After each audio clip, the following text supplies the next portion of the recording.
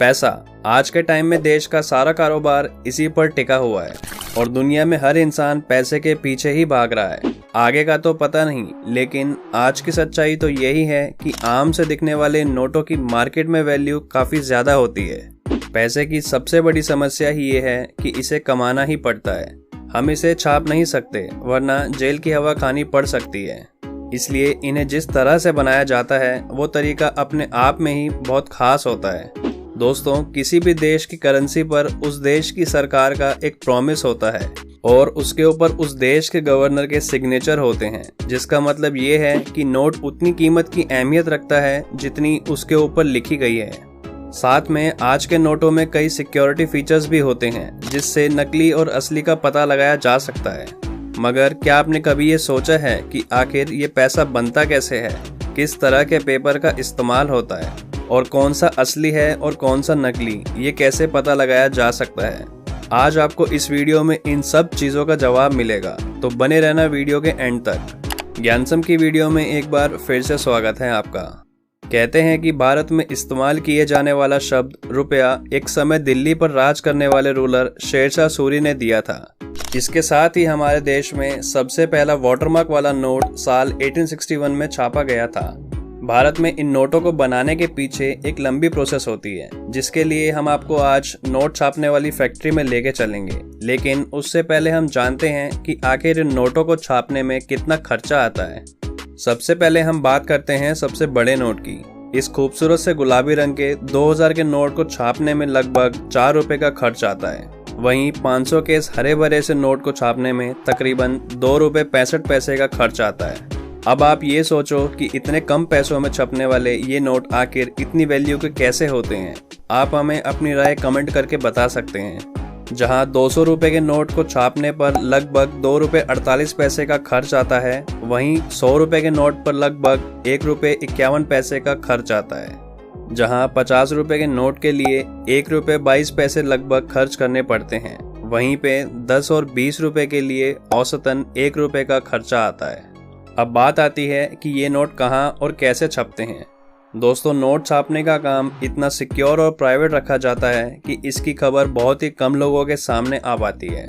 फिलहाल भारत में नोट छापने का अधिकार रिजर्व बैंक ऑफ इंडिया यानी कि RBI के पास है, जिसे बैंक ऑफ बैंक्स भी कहा जाता है, और इसे सिर्फ सरकारी प्रिंटिंग प्रेस में ही छापा जाता है। देश भर में अभी 4 प्रिंटिंग प्रेस मौजूद हैं जहां पर नोटों की छपाई होती है। चारों प्रिंटिंग प्रेस नासिक, देवास, सालबोनी और मैसूर में हैं। यही वो 4 जगह है जहां एक खास तरह के कागज पर स्विट्जरलैंड की कंपनी के द्वारा बनाई गई इंक की मदद से नोटों की छपाई होती है। आपको बता दें कि पैसों को बनाने के लिए इस्तेमाल किए जाने वाला पेपर घर में इस्तेमाल होने वाले मैगजीन, न्यूज़पेपर और बुक्स के पेपर से बिल्कुल अलग होता है। इस पेपर को विदेशों से मंगवाना पड़ता है क्योंकि ये एक खास तरह का कागज होता है जो भारत में ज्यादा नहीं बनता। प्रिंटिंग में इस्तेमाल किए जाने वाले पेपर को बनाने के लिए 75% कॉटन और 25% लाइनन को मिलाया जाता है। अब इन कॉटन और लाइनन के बड़े बड़े बंडल्स को फैक्ट्री में लाया जाता है, जहां इन्हें एक बड़ी मशीन के जरिए आपस में अच्छे से मिक्स किया जाता है। सूखे हुए मिक्सर को अब एक दूसरी मशीन में डाला जाता है, जो इस मिक्सर को बड़े बड़े थिन शीट्स में बदल देती है।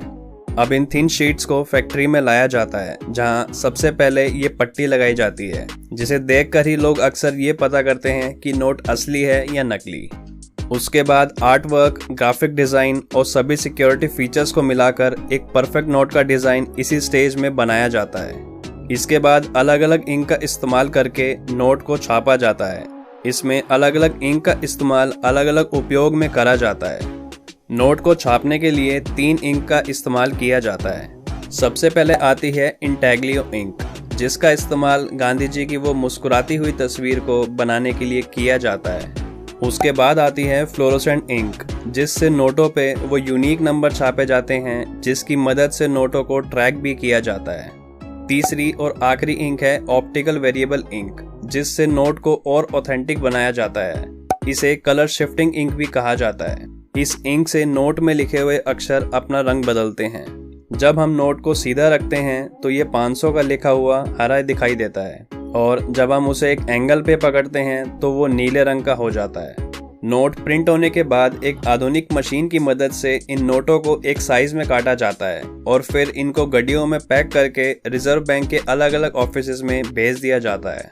दोस्तों, आज भी देश में नोटों की छपाई को लेकर किसी के पास भी पूरी जानकारी नहीं है और अगर हो भी जाती है तो वो भी किसी काम की नहीं, क्योंकि रिजर्व बैंक कुछ दिनों में ही अपने पूरे प्रिंटिंग प्रोसेस को चेंज करता रहता है।